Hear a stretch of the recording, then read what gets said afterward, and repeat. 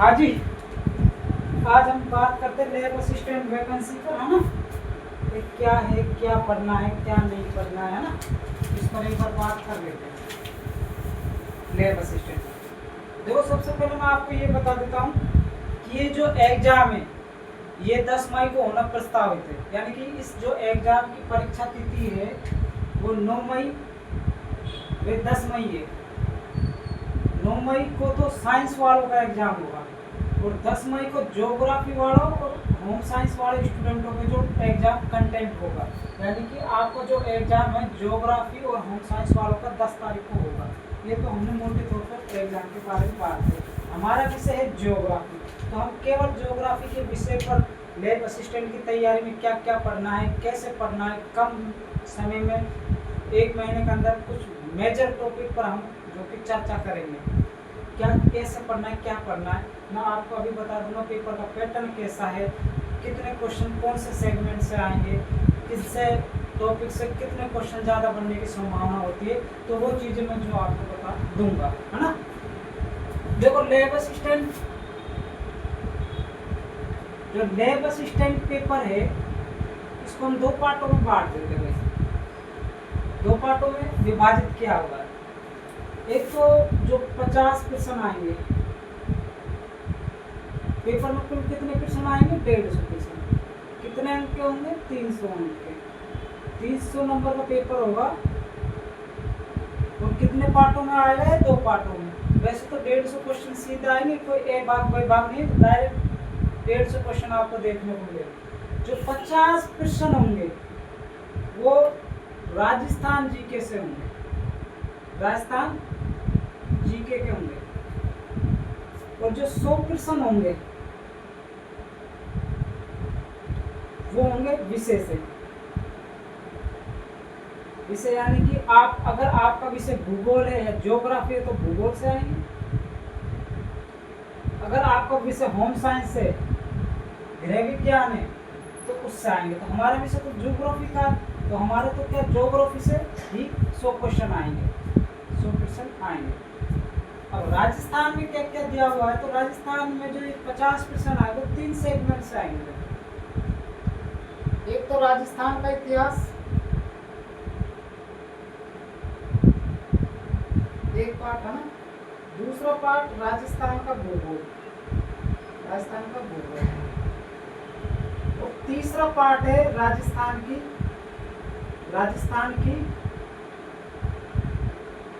Art and culture. ये आपके जो क्वेश्चन आएंगे इन 3 सेगमेंटों से 50 क्वेश्चन आएंगे। दूसरी बात, ये 100 क्वेश्चन आएंगे भूगोल से। 3 सेगमेंट में मुख्य तो 4 सेगमेंट में से विभाजित कर देते हैं। एक तो क्वेश्चन आएंगे भारत के भूगोल से, भारत के भूगोल से। एक क्वेश्चन आएंगे भौतिक भूगोल से।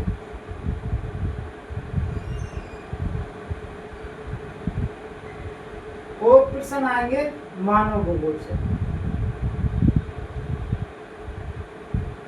और एक छोटा सा, ज्यादा नहीं, 50 पन्नों का सेगमेंट है जिसे अपन प्रैक्टिकल ज्योग्राफी कहते थे, प्रायोगिक भूगोल से।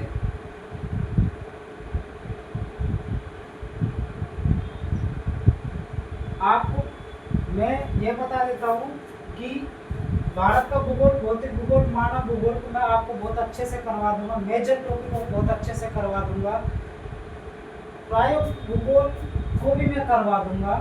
लेकिन आप जैसे जैसे मैं तीनों सेगमेंट की क्लास लेता चलूँ, मैं आपको एक PDF भेज दूंगा, या फिर आप कक्षा 11 व 12वीं के जो आप पढ़ा करते थे, जिस समय आप प्रायोगिक या हम बोले जिस समय आप प्रैक्टिकल फाइल बनाया करते थे, उस प्रैक्टिकल फाइल में जो लिखा करते थे उनको ही पढ़ना है, उनको ही क्या पढ़ना है, वही है।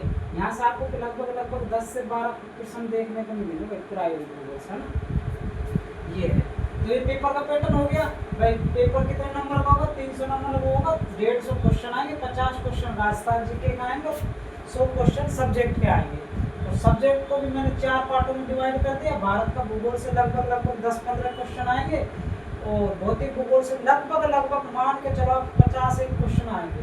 मानव भूगोल से लगभग 20 से 25 क्वेश्चन आएंगे और 10-15 क्वेश्चन जो कि प्रायोगिक भूगोल। ये कोई अनुमान तो नहीं है कि ये हो सकता है कि 7 से 8 क्वेश्चन भी प्रायोगिक भूगोल से आए, लेकिन सबसे ज़्यादा जो आपके क्वेश्चन आएंगे, प्रश्न आएंगे, वो आएंगे भौतिक भूगोल से, है ना। ये भौतिक भूगोल से सबसे ज़्यादा क्वेश्चन आने की संभावना रहती है। पिछला जो पेपर हुआ था 2021 में, उसमें आपके 56 क्वेश्चन भौतिक भूगोल से आए थे, है ना। 56 क्वेश्चन भौतिक भूगोल से आए। तो आज का ये पेपर का पैटर्न हो गया अपना। तो हम सीधा समय को बर्बाद नहीं करते हुए हम सीधा सिलेबस पे चलते हैं। भूगोल है क्या, भूगोल का विकास कैसे हो, ये हम सब्जेक्ट के बारे में पढ़ लेते हैं, है ना। ठीक है ना, सब्जेक्ट के बारे में हम पढ़ लेते हैं। ये तो मैंने स्पीड से इसलिए बोल दिया क्योंकि इसमें कोई एग्जाम में आने वाली चीज़ है नहीं, है ना। तो हम सीधा भूगोल पाते हैं। अब मेरी कुछ बातें गौर से सुनना, भाई मैं पढ़ाने से पहले आपको गौर दे देता हूँ। मैं आपको पढ़ाऊंगा, भौतिक भूगोल शुरू करूंगा। शुरू में आपको कुछ मेजर बातों का याद रखना। एक तो आप जब भूगोल को पढ़ रहे हो तो आपकी टेबल पर लैब असिस्टेंट का सिलेबस होना चाहिए, नंबर 1 बात। दूसरी बात कि आपके टेबल पर मैप की एक बुक आती है जिसे आप ऑक्सफोर्ड यूनिवर्सिटी, ऑक्सफोर्ड एटलस भी बोलते हैं, एटलस आते हैं नक्शों के बुक, वो होनी चाहिए। दूसरी बात, तीसरी बात ये हो गई कि जो मैं लोकेशन बताऊंगा उसे फौरन ही एटलस में देखना है, मैपिंग उसकी होनी चाहिए, क्योंकि बिगर मैपिंग के आप ज्योग्राफी नहीं समझ पाओगे। जिस प्रकार इकोनॉमिक्स के लिए आंकड़े जरूरी होते हैं, जिस प्रकार इतिहास में डेट, सन इम्पोर्टेंट होती है, उसी प्रकार ज्योग्राफी में लोकेशन या मैपिंग बहुत जरूरी है। बिगर मैप का आप ज्योग्राफी समझ में नहीं पाओगे। अगर आपको मैपिंग नहीं आती और दिशाओं का ज्ञान नहीं है तो कृपया करके इस लैब असिस्टेंट की तैयारी को छोड़ दीजिए, क्योंकि आप मैपिंग जितनी करोगे उतना फायदा होगा। क्योंकि कुछ क्वेश्चन ऐसे साइक्लोबैक्स आएंगे या साइक्लोजिकल बैक्स आएंगे कि आपको केवल मैप के आपको समझ होगी, मानचित्र की आपको समझ होगी तो ही आप प्रश्नों को कर पाओगे। ओके, तो हम सीधा समय ना बर्बाद करते हुए सीधा टॉपिक चलते, भूगोल। भूगोल है क्या भाई? देखो, भूगोल है जो अंग्रेजी के ज्योग्राफी शब्द से बना है। किससे बना है? अंग्रेजी भाषा के ज्योग्राफी शब्द से बना है।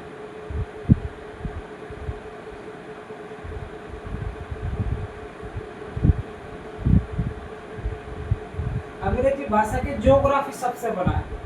भूगोल अंग्रेजी भाषा के ज्योग्राफी शब्द से बना है। अगर हम इस शब्द को बड़े गौर से देखें तो इसे एक भाषा है, ग्रीक भाषा। ग्रीक भाषा के 2 शब्दों से बना है। जो भूगोल है अंग्रेजी भाषा के ज्योग्राफी शब्द से बना, और ज्योग्राफी शब्द है जो ग्रीक भाषा के 2 शब्दों से बना है। 2 शब्दों से कौन कौन से 2 शब्द है? तो जियो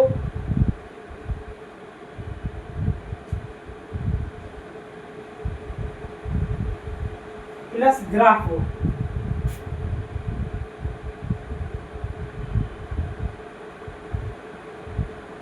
ग्राफोस, एक तो जियो प्लस एक ग्राफोस, ग्राफो। भूगोल अंग्रेजी भाषा के ज्योग्राफी शब्द से बना है। जो ज्योग्राफी शब्द है जो ग्रीक भाषा के 2 शब्दों का मेल है, एक तो जियो प्लस ग्राफो। क्या जियो प्लस ग्राफो? जो जियो शब्द है इसका अर्थ है पृथ्वी, तो ग्राफोस का अर्थ है वर्णन, अर्थात पृथ्वी का वर्णन करने वाला विज्ञान। पृथ्वी का वर्णन करने वाला जो विज्ञान है वो क्या कहलाता है? भूगोल कहलाता है, ज्योग्राफी कहलाता है। अब देखो, भूगोल अंग्रेजी भाषा के ज्योग्राफी शब्द से बना है। जो ज्योग्राफी शब्द है वो ग्रीक भाषा के 2 शब्दों से बना है। ये ग्रीक भाषा क्या होते हैं मैं अभी बता दूंगा आपको। ज्योग्राफी शब्द ग्रीक भाषा के 2 शब्दों से बना है, जियो प्लस ग्राफो। जिसमें जियो का अर्थ होता है पृथ्वी, ग्राफो का अर्थ होता है वर्णन, अर्थात पृथ्वी का वर्णन करना ही क्या कहलाता है, भूगोल कहलाता है। इतना समझ में आया? देखना, मैंने एक शब्द यूज लिया ग्रीक। ग्रीक एक भाषा है जो कहाँ पर बोली जाती है। आप विश्व के मैप को देखोगे तो आप देखो ये वाला जो क्षेत्र है, ये महाद्वीप जो है ये अफ्रीका महाद्वीप है। कौन सा है? अफ्रीका महाद्वीप। मैं बता दूंगा विश्व में कितने महाद्वीप है, आप केवल इस शब्द को पकड़ोगे ग्रीक भाषा। मैंने बोला ना कि भाई ग्रीक भाषा के 2 शब्दों से बना है, तो इस ग्रीक शब्द को भी तो जानना जरूरी है ना। तो जो ग्रीक शब्द है ये एक भाषा है। ग्रीक एक भाषा, जैसे भारत की मुख्य भाषा क्या है, हिंदी और अंग्रेजी, उसी प्रकार जो ये अफ्रीका महाद्वीप के उत्तर में एक और महाद्वीप पड़ता है,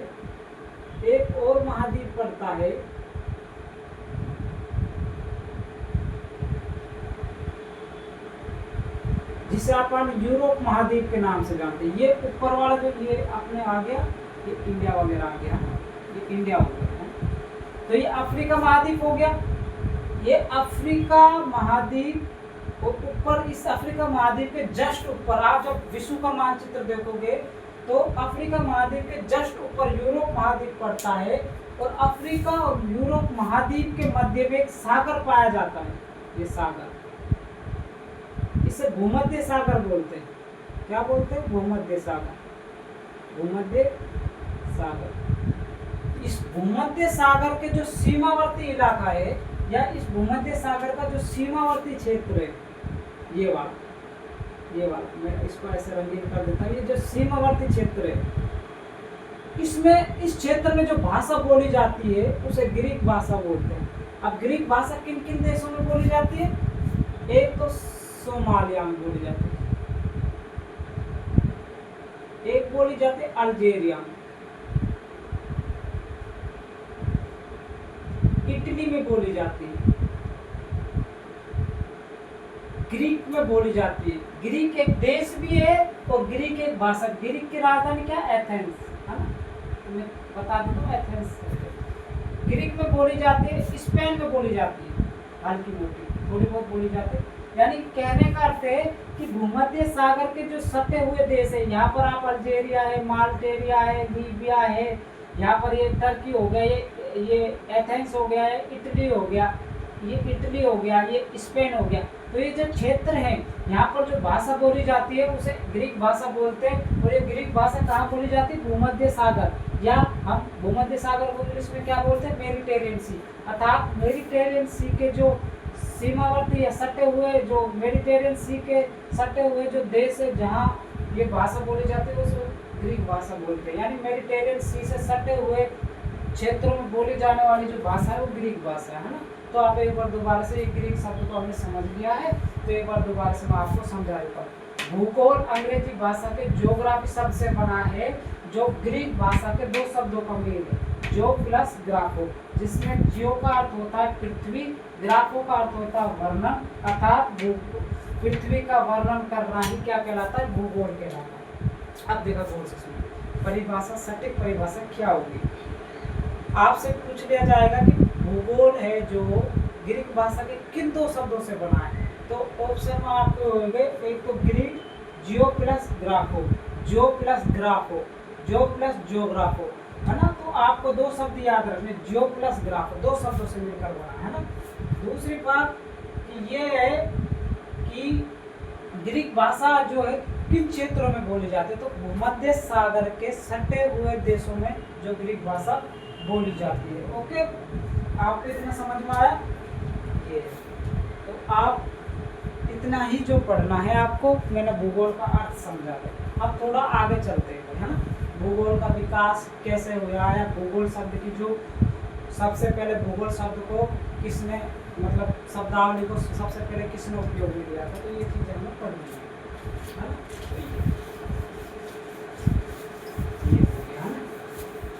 मैं आपको नोट्स वगैरह जो जितना पढ़ाऊंगा ना, मैं आपको उतना ही नोट्स देता जाऊंगा। ज़्यादा मैं दूंगा नहीं, क्योंकि जैसे आज ये क्लास कंप्लीट हो गई तो मैं उतना ही आपको लिख के दे भिजवा दूँगा, है ना, या PDF बना के मैं आपको डाल दूँगा, उतना ही पढ़ना। अब बात करते हैं हम एक बहुत अच्छे भूगोल की परिभाषा की बात करें। तो मैंने आपको भूगोल की जो आप परिभाषा की बात करें, तो मैंने आपको भी बताया था ना, परिभाषा सीधी परिभाषा भूगोल है जो अंग्रेजी भाषा के कि सबसे बना जियोग्राफी से, जियोग्राफी से, जो दो शब्दों का मेल है, जियो प्लस ग्राफो, ग्राफो। तो जियो का अर्थ क्या होता है? पृथ्वी। ग्राफो का अर्थ क्या होता है? वर्णन। अर्थात पृथ्वी का वर्णन क्या हो गया? पृथ्वी का वर्णन क्या हो गया? भूगोल हो गया। अर्थात भूगोल की कोई परिभाषा आपसे पूछ ले, वैसे तो ऑब्जेक्टिव में नहीं पूछेगा, यदि आपसे कोई मेजर व्यक्ति या कोई भूगोल का स्टूडेंट या कोई भूगोल के व्याख्याता यदि आपसे पूछ ले, आप भूगोल के स्टूडेंट होने के नाते आपको ये परिभाषा आनी चाहिए। यदि कोई आपसे भूगोल की परिभाषा पूछे तो सीधे शब्दों में कहना, भूगोल अंग्रेजी भाषा के ज्योग्राफी शब्द से बना जो दो शब्दों का मेल है ग्रीक भाषा के अनुसार, जियो प्लस ग्राफो, जिसमें जियो का अर्थ होता है पृथ्वी, ग्राफो का अर्थ होता है वर्णन, अर्थात पृथ्वी का वर्णन करना ही क्या कहलाता है? ज्योग्राफी कहलाता है। इतना आपके समझ में आई? ठीक है। एक बहुत अच्छे अपने ज्योग्राफर हुए, अब ज्योग्राफी के बहुत अच्छे विद्वान हुए, उन्होंने भूगोल की बहुत अच्छी परिभाषा दी थी और उस व्यक्ति का नाम था टोलमी। एक अपने भूगोल के बहुत अच्छे विद्वान हुए थे टोलमी। इसकी परिभाषा अक्सर पूछी जाती है भाई पेपर में, मेजर है। आप चाहे लेक्चरर के दे रहो, चाहे लैब असिस्टेंट के दे रहो, चाहे UPSC में जो हम पढ़ते हैं प्रीलिम्स में, उसमें भी परिभाषा पूछी गई। टोलमी के अनुसार भूगोल की परिभाषा क्या है? तो टोलमी ने भूगोल की परिभाषा क्या दी है कि पृथ्वी की झलक को स्वर्ग में देखने वाला विज्ञान माना। किसे? भूगोल को। किसने माना? टोलमी ने। आपको क्वेश्चन आएगा कि पृथ्वी की झलक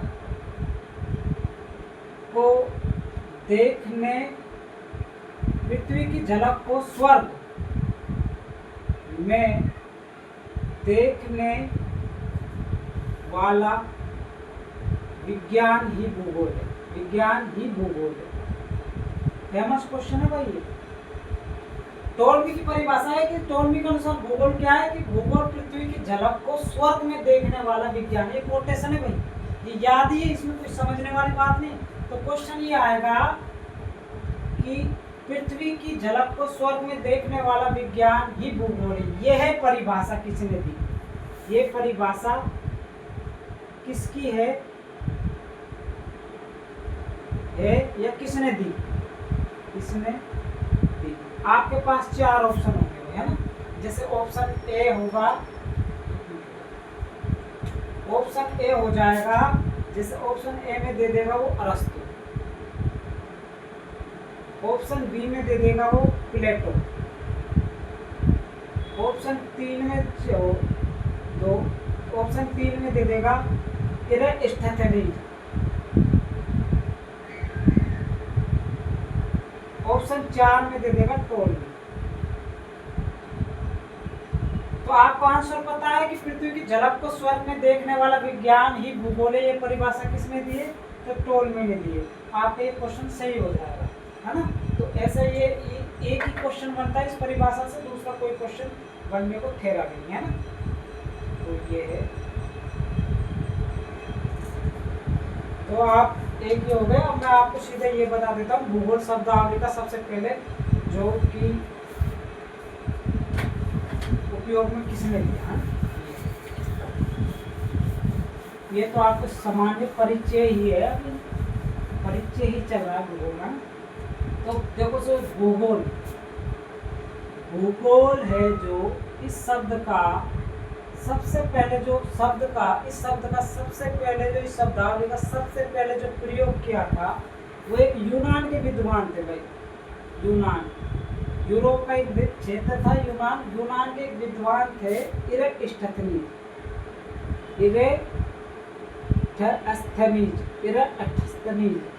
इस बंदे ने भूगोल शब्द को सबसे पहले सर्वप्रथम प्रयोग में लिया था, सर्वप्रथम प्रयोग में लिया था। तो इसका अर्थ ये हो गया कि भूगोल को जन्म यदि किसी व्यक्ति ने दिया था तो इरेस्टोथेनीज ने दिया था। जो व्यक्ति किसी सब्जेक्ट की नींव रखता है या कोई व्यक्ति किसी सब्जेक्ट को जन्म देता है तो उस व्यक्ति को क्या बोला जाता है, उस सब्जेक्ट का पिता या फाउंडर या जनक। तो हम कह सकते हैं कि जो इरेस्टथनीज है वो भूगोल के क्या हो गए, जनक। भूगोल के क्या हो गए, पिता में। भूगोल के क्या हो गए, पिता। ये तीनों शब्द मिल जाएं तो आपसे क्वेश्चन पूछा जाएगा कि भूगोल के जनक कौन है, तो इरेस्टथनीज। भूगोल के पिता कौन है, तो इरेस्टथनीज। भूगोल के पिता में कौन है, तो इरेस्टथनीज। कुछ विद्वान, कुछ भूगोलवेता, एक और बंदे का नाम है हिरकेटियस। इसको कुछ विद्वान मानते हैं कि भूगोल शब्द का सबसे पहले उपयोग हिरकेटियस ने किया था, लेकिन जो कि गलत है। कुछ बुकों में लिखा हुआ है, जैसे मादिस हुसैन साहब ने लिख दिया, कुछ और जो वर्ल्ड लेवल पर जो ज्योग्राफी पढ़ाई जाती है तो उसमें हिरकेटियस को कहीं जनक माना गया। यदि क्वेश्चन आता है कि भूगोल के जनक कौन कहते हैं या भूगोल के जनक कौन है, और आपको ऑप्शन में दोनों नाम देखने को मिलते हैं, एक तो इरेस्टथनीज और एक हिरकेटियस, तो आपको प्रायोरिटी इरेस्टथनीज को ही देनी है। आप ऑप्शन में यदि इरेस्टथनीज है तो आप इरेस्टथनीज को ही टिक करना। यदि ऑप्शन में हिरकेटियस है और इरेस्टथनीज नहीं तो आप हिरकेटियस को टिक कर लेना, तब भी आपका क्वेश्चन सही माना जाएगा। लेकिन इन दोनों ऑप्शन में हिरकेटियस भी है और इरेस्टथनीज भी है, तो आप सबसे पहले प्रायोरिटी इरेस्टथनीज को ही देना। ओके, तो भूगोल के जनक किसे कहते हैं, इरेस्टथनीज को कहते हैं। इसमें इरेस्टथनीज जो है यूनान के विद्वान थे और इन्होंने जो इरेस्टथनीज ने भूगोल शब्द का सबसे पहले प्रयोग शब्दावली का किया था। ये अपने समझ में आ गई इतनी बातें, है ना। तो आगे चलते हम थोड़ा सा इस बंदे के बारे में पढ़ लेते हैं, इरेस्टथनीज था कौन, है ना। इरेस्टथनीज था कौन, है।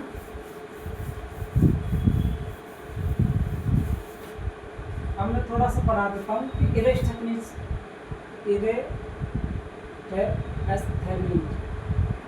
मैं आपको बता चुका हूँ कि ये यूनान का था, यूनान देश का था। और यूनान का क्या था, ये एक तो एक गणित का विद्वान था, एक ये भूगोल का विद्वान था। भूगोल का तो पिता ही था भाई, भूगोल के साथ साथ एक गणित का भी विद्वान था।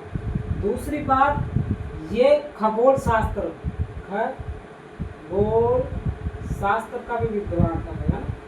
खगोल शास्त्र का भी विद्वान था। एक बात इसकी याद रखना, इसकी जो पुस्तक है, जिस पुस्तक में इसने सबसे पहले ज्योग्राफी शब्द का यूज किया था, तो आपसे पूछ सकते हैं, इस बंदे की पुस्तक भी आपसे पूछी जाती है, इसकी बुक भी पूछी जा सकती है। तो इरेस्टथनीज की जो बुक थी वो ज्योग्राफिया, इसकी बुक पुस्तक का नाम था वो ज्योग्राफिया, है ना। इरेस्टथनीज कहाँ का रहने वाला था, यूनान का रहने वाला था, गणित में रुचि रखता था, गणित का विद्वान था, भूगोल का विद्वान था, खगोल शास्त्र का भी विद्वान था। इसकी जो बुक थी उस बुक का नाम था ज्योग्राफिया, है ना। ये बात याद आ गई। दूसरी बात, मैंने अभी एक और बात आप इसको बताई थी कि इसे क्या भूगोल का पिता कहा जाता है, भूगोल का जनक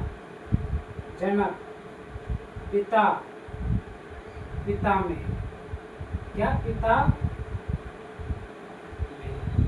तीनों शब्द है ना, ये वगैरह आपके समझ में आ गए, है ना। अब आगे चलते हैं कि भाई भूगोल किसी भी सब्जेक्ट का ना जो विकास होता है वो 3 चरणों में होता है। जैसे मान लीजिए भूगोल, एक बार पढ़ाऊंगा मैं, बाद में पढ़ा दूंगा ना। भूगोल का भी 3 चरणों में विकास हुआ। एक तो प्राचीन समय में भूगोल का विकास जो कि इरेस्टथनीज ने किया था, और एक मध्यकाल में भूगोल का विकास, और एक आधुनिक या भूगोल का युग, एंसेंट युग, एंसेंट एरा, मिडिवल एरा और मॉडर्न एरा, है ना। तो ये है, तो आधुनिक एरा में या मॉडर्न एरा में या आधुनिक भूगोल का जो विकास किया था वो जर्मनी के एक विद्वान थे अलेक्जेंडर वान हमोल्ट ने इस आधुनिक भूगोल का विकास किया था। इसलिए अलेक्जेंडर वान हमोल्ट को हमें आधुनिक भूगोल का जनक कहते हैं, है ना। तो आधुनिक काल में, आधुनिक यानी कि मॉडर्न एरा में, आधुनिक युग में यानी मॉडर्न एरा में जो है भूगोल का विकास किसी ने किया था, विकास विकास विकास किया था। अब मॉडर्न एरा में तो भूगोल का कैसा विकास हुआ, वैज्ञानिक विकास होगा ना भाई, वैज्ञानिक तकनीकी ज्ञान से होगा। पहले तो हमारे पास उतने संसाधन नहीं थे ना प्राचीन काल में कि हम भूगोल को कैसे समझे, और कुछ थ्योरी यानी भूगोल में कुछ जो वैज्ञानिक तरीका से आगे किसी बंदे ने बढ़ाया था भूगोल को, तो विकास किया था वो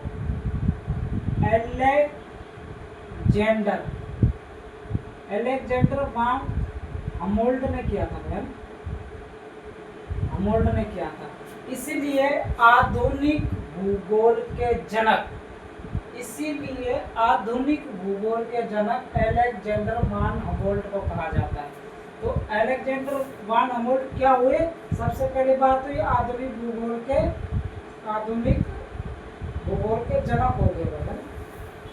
अब यहाँ क्वेश्चन दो है, एक तो भूगोल के जनक, एक आधुनिक भूगोल के जनक। तो आधुनिक भूगोल के जनक कौन हो गए, एलेक्जेंडर वान हमोल्ड, आधुनिक भूगोल के क्या हो गए ये जनक। दूसरी बात, एक इसकी पुस्तक थी भाई, पुस्तक या बुक, इसकी एक पुस्तक थी कॉस्मोस, कॉस्मोस एक पुस्तक थी भाई, है ना। इसकी पुस्तक का नाम याद रखना है कि भाई आधुनिक युग में जो भूगोल का वैज्ञानिक या तकनीकी जो विकास किया था वो एलेक्जेंडर वान हमोल्ड ने किया था, जिसे इसी कारण से इसे आधुनिक भूगोल का जनक भी कहते हैं। एलेक्जेंडर वान हमोल्ड ने एक किताब भी लिखी थी जिस किताब का नाम था कॉस्मोस। दूसरी बात, इम्पोर्टेंट बात है कि ये पहला भूगोलवेता था, पहला ऐसा विद्वान था, भूगोलवेता था जिसने मानचित्र पर, जिसने ये बात याद रखने की एलेक्जेंडर वान हमोल्ड पहला ऐसा विद्वान था जिसने मानचित्र पर समताप रेखा को दर्शाया था, जैसे ये कोई मानचित्र जो हो गया उस समय का होगा तो इन पर समताप रेखाओं को दर्शाया था, अर्थात समताप रेखाओं को दर्शाया था। समताप रेखाओं को इंग्लिश में क्या बोलते हैं, आइसोथर्मल लाइन। आइसोथर्मल लाइन को जो मैप पर दर्शाने वाला पहला विद्वान था तो एलेक्जेंडर वान हमोल्ड था। क्वेश्चन कैसा बनेगा कि समताप रेखाओं को दर्शाने वाला पहला भूगोलवेता कौन था, तो आंसर एलेक्जेंडर वान हमोल्ड। आधुनिक भूगोल का जनक किसे कहते हैं, तो आंसर एलेक्जेंडर वान हमोल्ड। भूगोल का जनक किसे कहते हैं, तो इरास्टोथेनीज, है ना। ये एक क्वेश्चन यहाँ से बन जाएगा, एलेक्जेंडर वान हमोल्ड की पुस्तक का क्या नाम था, कॉस्मोस। इरास्टोथेनीज की पुस्तक का क्या नाम था, ज्योग्राफिया, है ना। भूगोल शब्द का सबसे पहले उपयोग किसने लिया, तो इरास्टोथेनीज ने। आधुनिक युग में भूगोल का वैज्ञानिक विकास किसने किया, तो एलेक्जेंडर वान हमोल्ड ने। आपके कई क्वेश्चन तैयार हो गए, है ना, यही पूछे जाएंगे, इजी क्वेश्चन आएंगे। वो स्कूल लेक्चरर का कोई पेपर नहीं है वो जो कठिन क्वेश्चन आएंगे, है ना। तो आपके एक क्वेश्चन यहाँ से भी तैयार हो गए, है ना। ये है, अब हम भूगोल के शाखा पढ़ते हैं। अब ये तो मैंने आपको अब तक क्या पढ़ा दिया, मैंने आपको अब तक पढ़ा दिया भूगोल का अर्थ मैंने समझा दिया, भूगोल शब्द का अर्थ मैंने समझा दिया। भूगोल शब्द को सबसे पहले किस विद्वान ने उपयोग में लिया था मैंने वो आपको बता दिया, और मैंने आपको बता दिया कि प्राचीन युग में या भूगोल का विकास किस व्यक्ति द्वारा किया गया, आधुनिक में भूगोल का विकास किस द्वारा किया गया।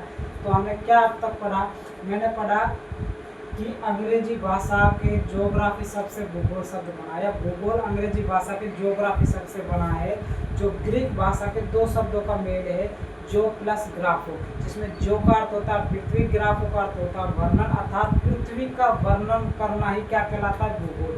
मैंने आपको एक विद्वान की परिभाषा भी मैंने बताई थी, टोलमी साहब जो थे यूनान के बहुत अच्छे विद्वान थे, तो उन्होंने कोटेशन या कथन या परिभाषा दी थी किसकी, भूगोल की। क्या कहा था कि पृथ्वी की झलक को स्वर्ग में देखने वाला जो विज्ञान है वो भूगोल कहलाता है, अर्थात उसने पृथ्वी की जो झलक है उसे स्वर्ग में देखने वाला विज्ञान माना। ये परिभाषा किसके द्वारा दी गई, टोलमी। फिर मैंने आपको बताया कि भूगोल शब्दावली को सबसे पहले यूनान के विद्वान इरास्टोथेनीज द्वारा उपयोग में लिया गया, इसीलिए इरास्टोथेनीज को भूगोल के पिता या जनक कहते हैं।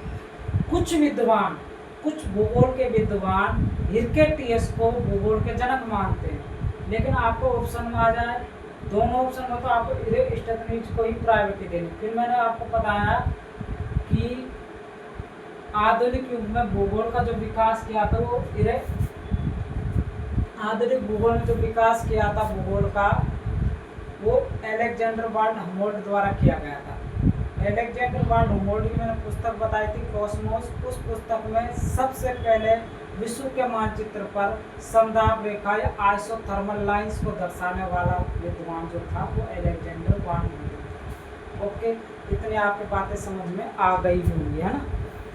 इतनी बातें समझ में आ गई। तो हम थोड़ा सा भूगोल की शाखाओं के बारे में पढ़ते हैं। भूगोल की शाखा या कितने पार्ट है भूगोल की शाखा। भूगोल के विद्वानों या विद्वानों ने या भूगोल वेताओं ने भूगोल की शाखा को दो पार्टों में डिवाइड किया। एक तो क्रमबद्ध भूगोल,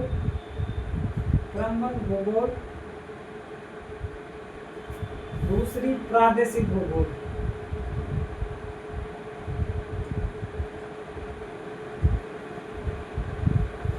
ओके, इसको इंग्लिश में बोलते हैं सिस्टेमेटिक ज्योग्राफी।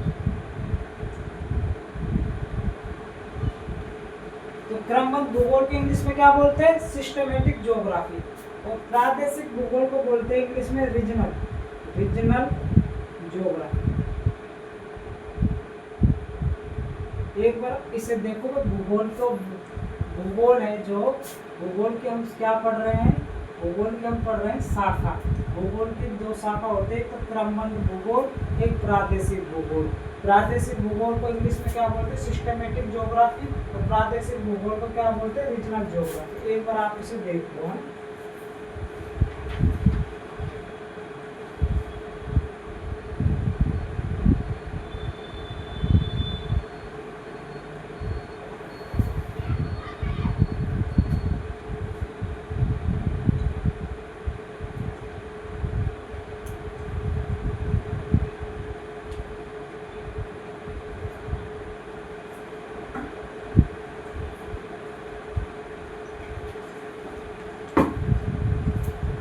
तो भूगोल की कितनी शाखाएं हो गई? दो शाखाएं हो, क्रमबद्ध भूगोल और प्रादेशिक भूगोल। क्रमबद्ध भूगोल को सिस्टमैटिक ज्योग्राफी कहते हैं, प्रादेशिक भूगोल को रीजनल ज्योग्राफी कहते हैं। अब हम प्रादेशिक भूगोल पर और इन भूगोल की शाखाओं को वर्णन कर लेते हैं।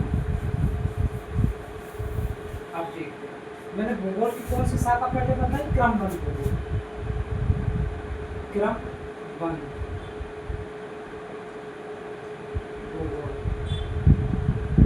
क्रमबद्ध भूगोल है क्या?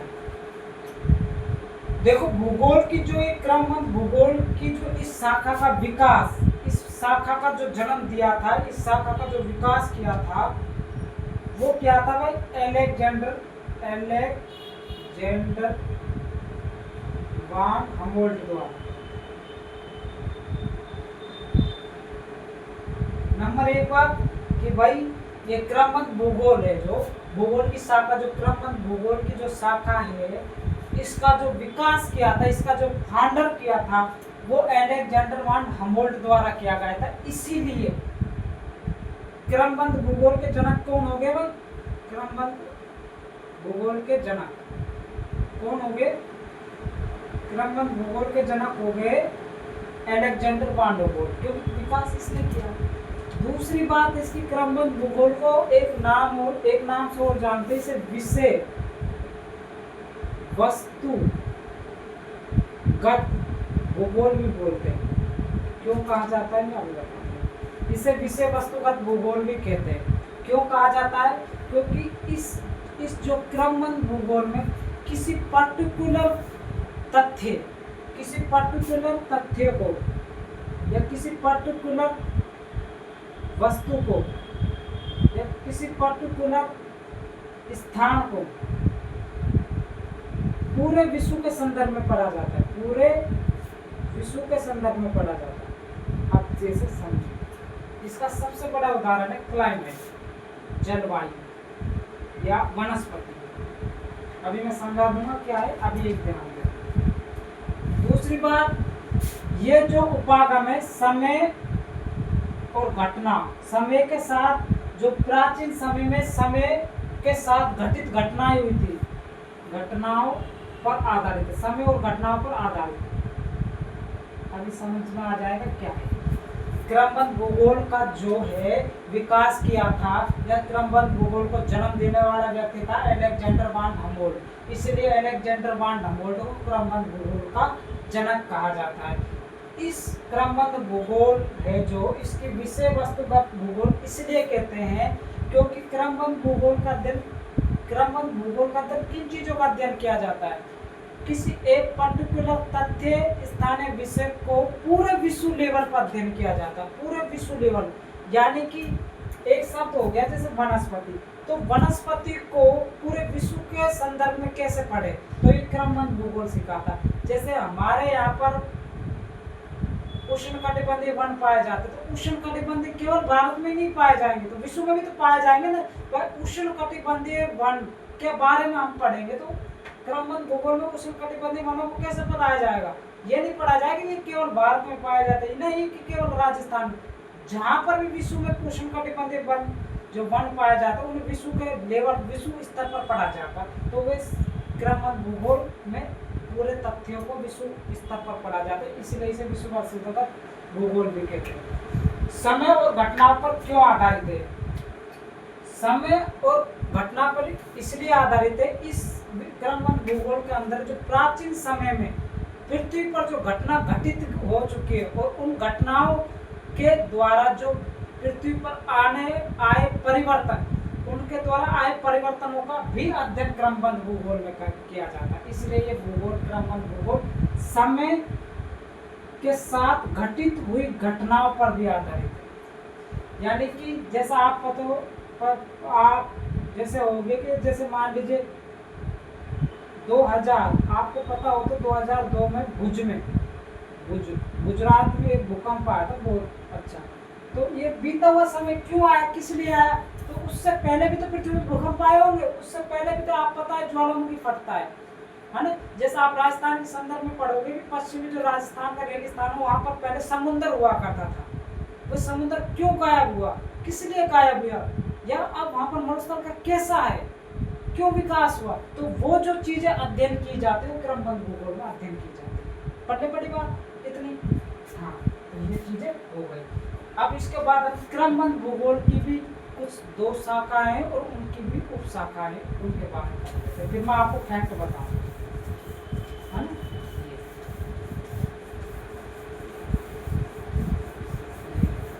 अब देखते हैं क्रमबद्ध भूगोल, है ना। क्रमबद्ध भूगोल की भी, क्रमबद्ध भूगोल को भी 2 पार्टों में बांटा गया है।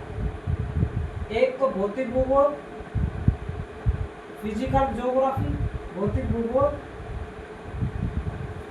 और एक मानव भूगोल। भौतिक भूगोल और मानव भूगोल को भी अनेक छोटे पार्टों में, जैसे ये हम पढ़ेंगे अब भौतिक भूगोल। आप वास्तव में ज्योग्राफी का जो गेम चालू हो रहा है वो आप हो रहा है। क्रमबद्ध भूगोल को 2 भागों में बांटा गया, भौतिक भूगोल, मानव भूगोल। भौतिक भूगोल को भी कुछ पार्टों में बांटा गया, भू आकृतिक विज्ञान, भू आकृतिक विज्ञान, समुद्र विज्ञान,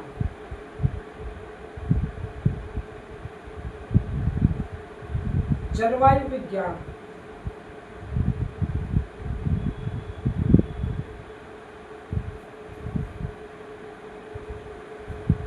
और जैव भूगोल, और 5 गणितीय भूगोल।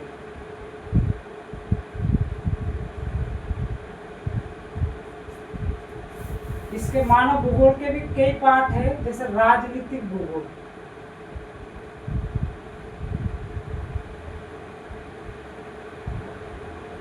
आर्थिक भूगोल जिसमें आर्थिक गतिविधियों का अध्ययन किया जाता है,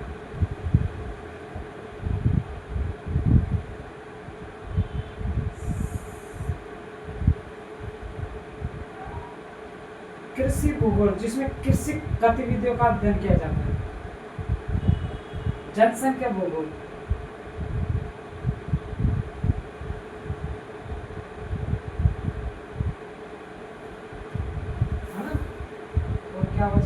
सांस्कृतिक भूगोल।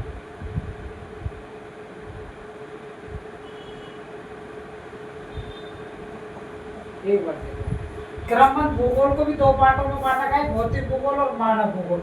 आपसे ही ऑप्शन में पूछ लिया जाए कि क्रमबद्ध भूगोल के किसी एक शाखा का नाम बताइए, तो आपसे पूछ लिया जाए ऑप्शन में भौतिक भूगोल होगा, मानव भूगोल होगा, दो नाम कुछ अटपटे होंगे, तो आपको आंसर यदि भौतिक भूगोल हो या मानव भूगोल, इनमें से आंसर हो।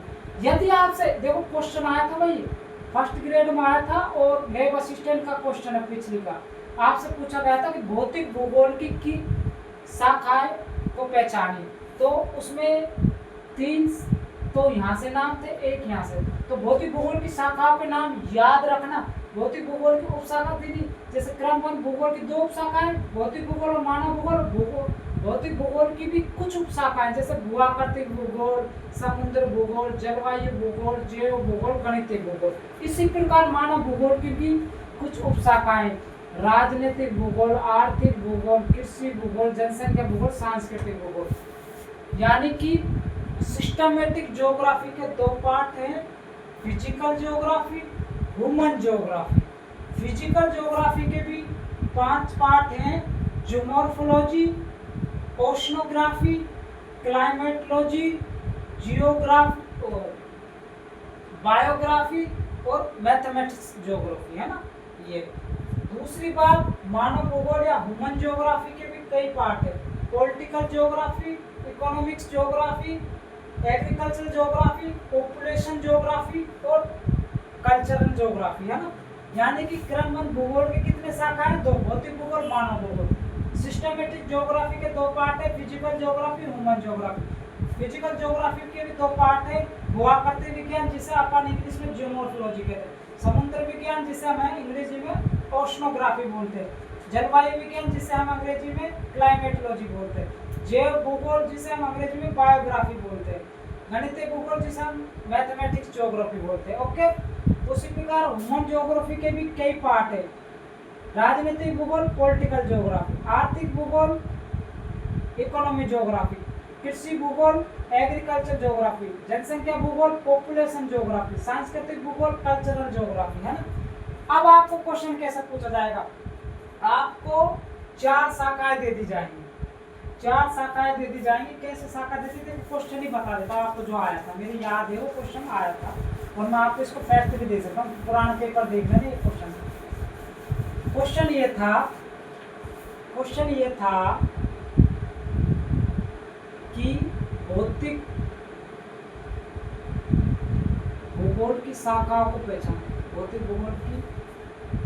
भूगोल निम्न में से, ये था क्वेश्चन, निम्न में से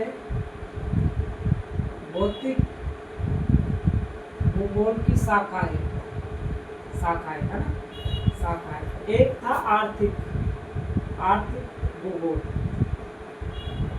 एक था औद्योगिक भूगोल, जो कि आर्थिक भूगोल का एक पार्ट है, औद्योगिक भूगोल। एक था परिवहन भूगोल, जो कि आर्थिक भूगोल का एक पार्ट है, और एक था समुद्र भूगोल। तो ऑप्शन क्या सही थे? समुद्र भूगोल। इस सारे तो ह्यूमन ज्योग्राफी के लिए, है ना, तो समुद्र भूगोल ये, तो ये हो गई। अब मैं आपको इनके जनक लिखवा देता हूँ, जैसे कि मैंने आपको जैसे अभी जनक थे ना इन शाखाओं के, सबके फाउंडर लिखवा देता हूँ, बस फाउंडर ही याद रखना, इम्पोर्टेंट चीज़ ये है। जैसे मैं आपको बता देता हूँ, अब मैंने आपको बताया था कि भाई भूगोल के जनक कौन थे, भूगोल के मैंने आपको जनक बताए, जनक। तो मैंने भूगोल का जनक किसे बताया? इरेस्थेनिज को। ओके, एक जनक मैंने इरेस्थेनिज को बताया था पहले नंबर पर, दूसरे नंबर पर किसे? हिरकेटियस। यदि इरेस्थेनिज ऑप्शन में ना हो तो हिरकेटियस को मान।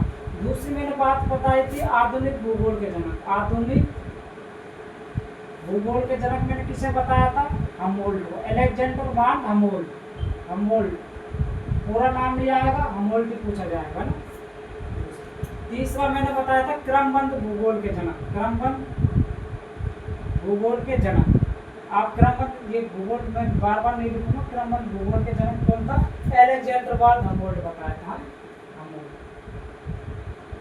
अभी मैंने ये नहीं बताया था कि भूगोल की दो शाखा बता दी ना मैंने, प्रादेशिक भूगोल और क्रमबद्ध भूगोल। अभी हमने क्रमबद्ध भूगोल पढ़ा है, प्रादेशिक भूगोल पढ़ाऊंगा बाद में। तो एक प्रादेशिक, हमें अभी फिलहाल ये याद रखना ना कि प्रादेशिक जो भूगोल के जनक है वो कार्ल रिटर है, कार्ल रिटर, है ना। अब मैंने आपको क्या बताया, भौतिक भूगोल। इसके बाद क्रमबद्ध भूगोल की शाखा बताई, भौतिक भूगोल की। तो भौतिक भूगोल के जनक किसे कहते हैं? भौतिक भूगोल के जनक, भौतिक भूगोल के जनक भी हम बोलते हैं, अलेक्जेंडर वान हमोल्ड। ओके। अब भौतिक भूगोल की मैंने एक शाखा बताई थी, भू आकृतिक भूगोल, भू आकृतिक विज्ञान। इसके जनक जो थे वो अमेरिकी विद्वान थे, एक विलियम मॉरिस डेविस, ये नाम पूरा याद है। उसके बाद जो था भाई, उसके बाद समुद्र भूगोल के जनक, समुद्र भूगोल के जनक थे मैथ्यू। ओके, कौन थे? मैथ्यू। फिर आ जाती है तुम्हारी जलवायु भूगोल। मैंने बताया था ना जलवायु भूगोल के जनक थे, जलवायु भूगोल के जनक भी कौन है? हमोल्ड। ओके, इतना मैं बता दूं, ये फैक्ट है, आपको याद रखने। पीडीएफ में आपको नोट्स में नाम लिख के दे दूंगा, मैं तो आपको इसलिए बता रहा हूँ कि आपको चीजें इसमें समझने वाली बात नहीं।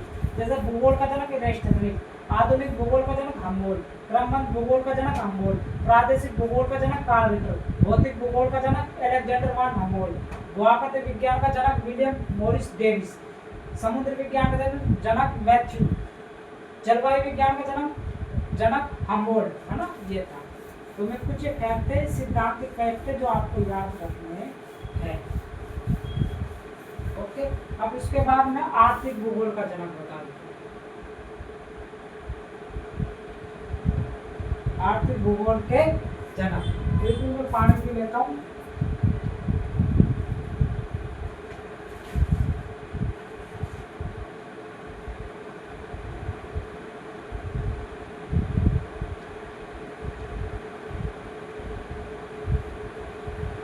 मैं आपको बता रहा था आर्थिक भूगोल के जनक, तो जॉर्ज चिचोल्स थे, है ना। जॉर्ज चिचोल्स थे। और भाई जनसंख्या भूगोल के जनक, जनसंख्या भूगोल के जनक थे तिवार्थ। कौन थे? तिवार्थ थे, है ना। और भाई क्या बोलते हैं, राजनीतिक भूगोल के जनक, राजनीतिक भूगोल के जनक, राजनीतिक भूगोल के जनक थे रेडजेट, या इसका पूरा नाम था फ्रेडरिक रेडजेट। तो आधुनिक भूगोल, राजनीतिक भूगोल फ्रेडरिक रेडजेट थे, है ना। और भाई यही थे। और भाई इतना ही है, आपको इतना ही याद रखना है। हाँ, एक और बात, दूसरी बात, विश्व में सबसे पहले जो ग्लोब, ये फैक्ट है, नोट लिख लेना, ग्लोब नोट। विश्व में सबसे पहले ग्लोब का जो निर्माण किया था वो मार्टिन बेहम ने किया था। और विश्व में सबसे पहले जो मानचित्र बनाया था, विश्व में सबसे पहले मानचित्र बनाने वाला व्यक्ति था जो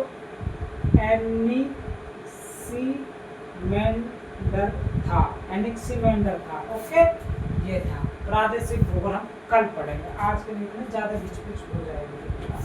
तो मैं आपको एक बार रिवीजन करा देता हूँ क्या क्या पढ़ा है, कैसे क्वेश्चन आते हैं।